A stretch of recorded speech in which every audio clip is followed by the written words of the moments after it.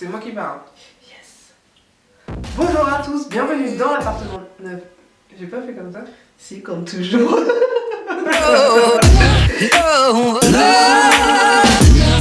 Bonjour à tous, bienvenue dans l'appartement 9B. On se retrouve aujourd'hui pour parler de Design scandinave. Avant de commencer cette vidéo, je tenais à vous préciser que nous ne sommes pas des professionnels, juste des passionnés. N'hésitez pas à nous dire vos impressions, vos goûts, vos envies, si vous aimez le design scandinave ou pas. On est très impatients de lire vos commentaires.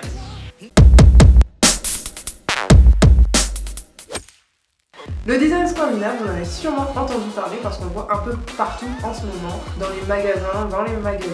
Vous êtes peut-être déjà saoulés même. Ah oui, En plus, j'avais bien fait cette fois, j'avoue. Donc si vous êtes saoulé, vous pouvez passer directement à la fin de la vidéo ou regarder nos anciennes vidéos où on parle pas du tout de ça. Et tu dois dire, mais qu'est-ce que c'est? T'as oublié? Mais c'est quoi le design scandinave? En fait, le design scandinave, ça vient des pays scandinaves. Pas bête la gueule. Ce sont les pays de Suède, Norvège, Danemark, où en fait il fait nuit très tôt et il fait assez froid, donc ils sont à la recherche d'intérieurs lumineux et qui apportent de la chaleur. Si vous savez pas où ça se trouve, on vous met la carte juste ici. On pense que le design scandinave est apparu très récemment, puisque ça fait 2-3 ans qu'on en voit un peu partout, mais en fait il est apparu dans les années 30. La minute histoire. Et a connu son apogée en 1950 quand Kennedy a donné une interview où il s'est assis dans un siège qui est devenu très célèbre, un siège scandinave. La philosophie du design scandinave, c'est de créer un intérieur pas uniquement beau mais aussi fonctionnel. C'était bon? Non, j'ai bugué sur une phrase encore. Ah non, c'était bon hein. La philosophie du design scandinave, c'est de créer un intérieur pas uniquement beau, mais aussi fonctionnel. Et en plus de ça, on ne jette rien, on recycle tout. Ah, c'était bien. Mais concrètement, comment je peux faire? En fait, il faut venir jouer sur les matières. Donc on va choisir des matières nobles comme le bois et tout. Il faut que le bois soit clair. Donc on va apporter des bois comme le l'être, le chêne clair, le bouleau. Ensuite, on va prendre des matières chaleureuses en apportant des plaids, des coussins, des choses en laine, en moumoute et en peau aussi si vous aimez. Et on va jouer sur des couleurs claires. Donc on va mettre du blanc. Je vous conseille de mettre du blanc au niveau des murs ou au niveau de certains meubles. On peut jouer aussi, la tendance qui est assez nouvelle, c'est mélanger le blanc et le bois. Et on va aussi jouer sur les couleurs pastel. Mais attention, si vous mettez trop de couleurs pastel, ça va vite virer vers le... comment dire? Le trop girly ou trop romantique. Et c'est pas ce qu'on veut.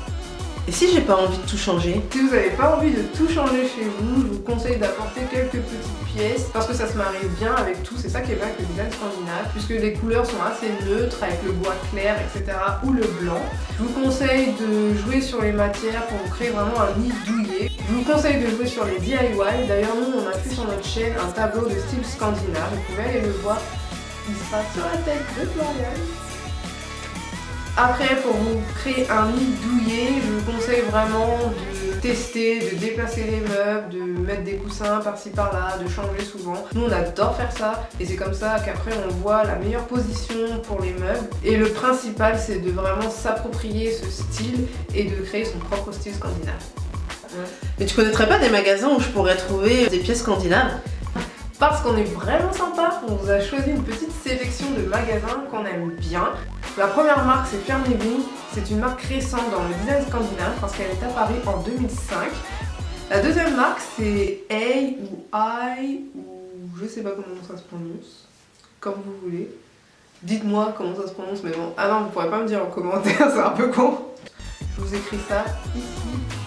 C'est une marque que j'aime vraiment beaucoup et Florian aussi.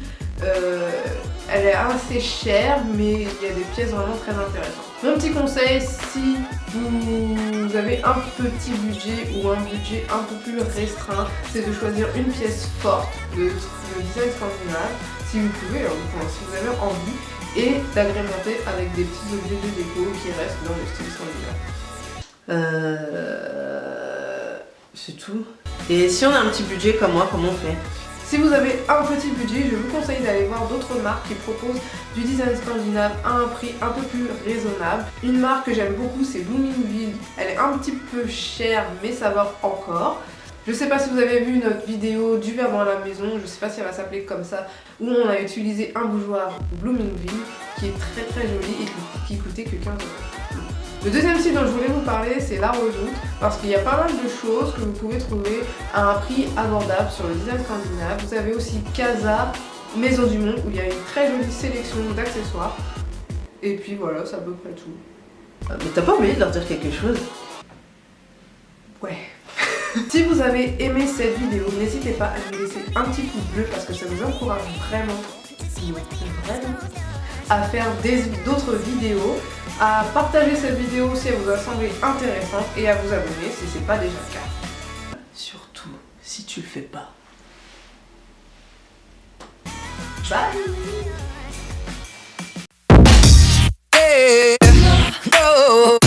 No.